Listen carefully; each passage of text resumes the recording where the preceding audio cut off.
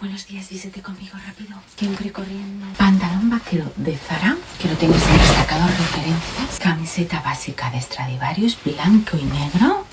Esta bomber de Zara del año pasado, que es monísima.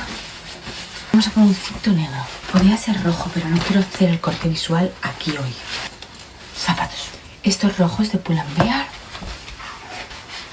Aquí tengo preparado este collarcito, que lo compré en el ropero de Carmela hace pues un par de años, yo creo ya, que le usan muchísimo y me encanta. Queda tal que así. Reloj de Michael Kors. Voy a ponerme estas perlitas negras. Este es el labial que llevo, que es de Kiko. Y creo que me voy a poner el bolso rojo, porque pensaba ponerme el negro, pero no, va a ser el rojo. Y tenemos look.